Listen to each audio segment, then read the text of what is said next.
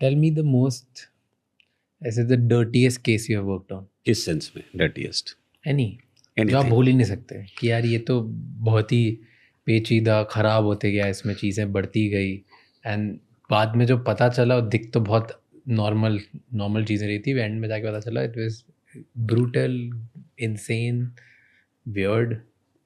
Actually क्या था कि एक केस है, मुझे याद आता है, राइट. उस केस के अंदर पेरेंट्स मेरे पास आते हैं, मतलब कि फादर आता है, साथ में अपने बेटे को लेकर आता है. फादर आया, साथ में बेटे को लेकर आया और मुझे कहता है कि हमें जो है अपने छोटे बेटे की इन्वेस्टिगेशन करानी है.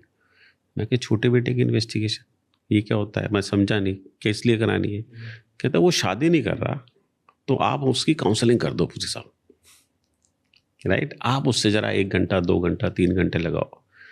बहुत पैसे वाली पार्टी, कोई ऐसा नहीं, बहुत पैसे वाली पार्टी, राइट. कहता है आप उसके साथ बैठो, आप उसके साथ डिस्कस करो, आप समझो कि प्रॉब्लम कहाँ पर है. बढ़िया से बढ़िया लड़की दिखा दी, उसको मना कर देता है. इसका इंटरेस्ट लड़कियों की तरफ है नहीं है, क्या कारण है, क्या चीज़ है, प्रॉब्लम कहाँ पर हुई हमारे साथ जो इसने ऐसा ये कर रहा है, शादी करना नहीं चाहता. कोई नहीं. अब हमने उससे जगह तय कर ली और उसको बुला लिया अपने पास. नाउ जब उस जगह पर हम बैठे हैं, हम कॉफ़ी पी रहे हैं, तो वो बंदा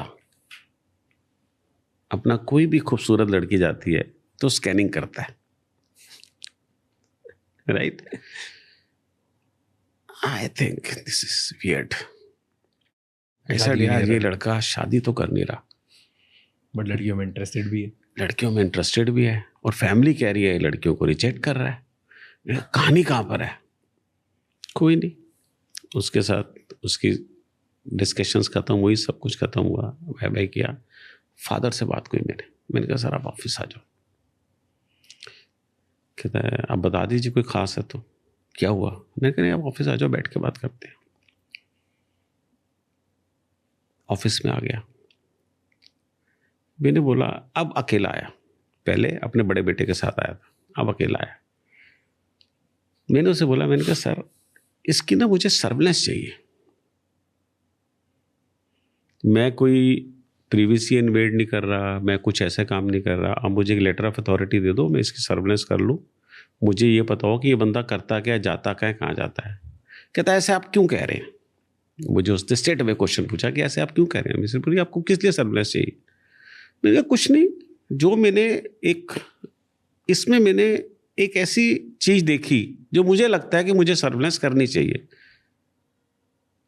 कहता है अच्छा. कहता है चलो कितने दिन की सर्विलेंस करोगे? मैं क्या 1 हफ्ते की करेंगे सिर्फ.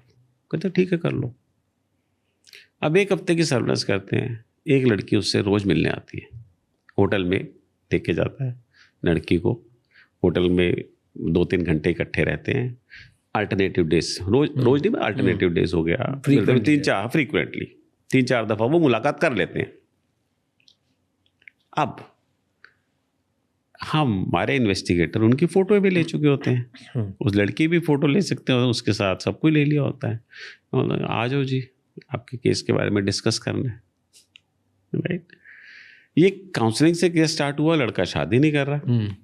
उसके बाद हमने सर्विलेंस मांगी उसकी, उसमें हमें प्रूफ मिल गया कि ये लड़की के साथ इन्वॉल्व है और एक ही लड़की के साथ इन्वॉल्व है. Beautiful female. It is not that कि आप बोलो कि वो फीमेल सुंदर नहीं थी, ब्यूटीफुल.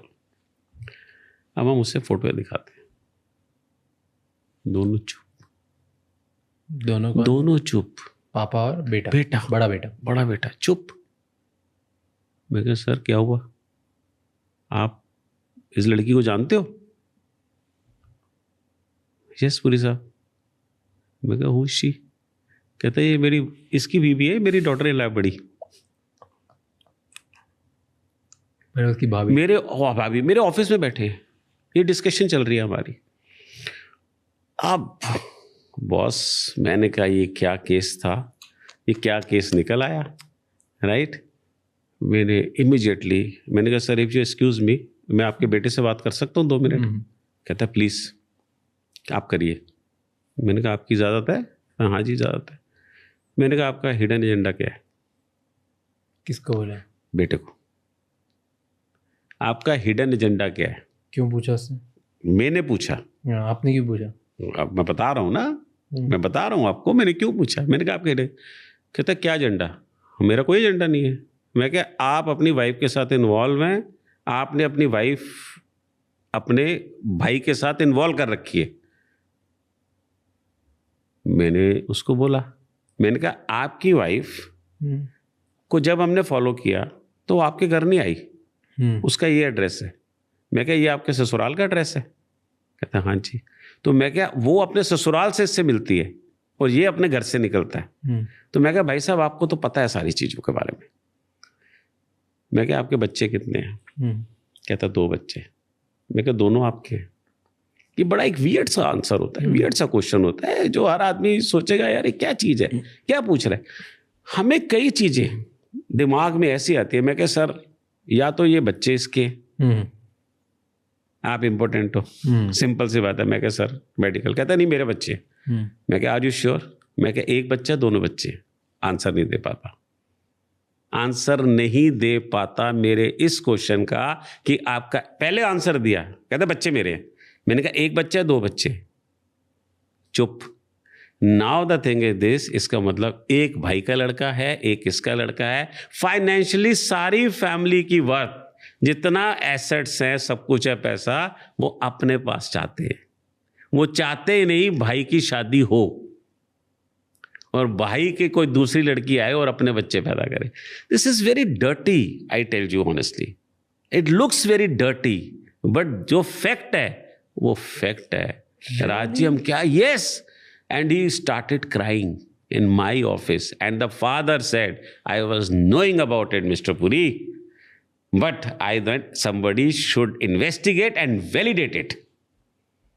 कहता है I am so thankful to you कि you have investigated and validated कि बॉस ये इसका बहू, अब मेरी बहू के साथ ही चक्कर है।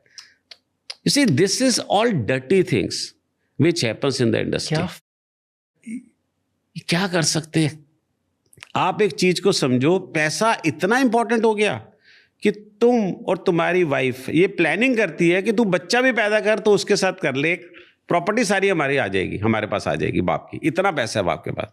अगर कोई दूसरी लड़की आ गई तो हमें आधा बांटना पड़ेगा, बच्चे आ गए उनको देना पड़ेगा, उनकी परमिशन, ये तो तेरे साथ ही है, इसको इसके साथ रह, इसके साथ एंजॉय कर, राइट। और इसके बच्चों को भी बड़ा करते हैं हम, ये भी करेगा, इसे भी पता है मेरा बच्चा है ये। नाउ दिस इज व्हाट, ये स्टार्ट काउंसलिंग, फिर उसके बाद सर्विलेंस, उसके बाद एंड जो निकला वो बिल्कुल ही अजीब। अब इससे खतरनाक केस क्या होगा? थैंक यू सो मच ये क्लिप एंड तक देखने के लिए। अगर आपको और भी ऐसी क्लिप्स देखनी है तो राज शमानी क्लिप्स चैनल को सब्सक्राइब कर लीजिए।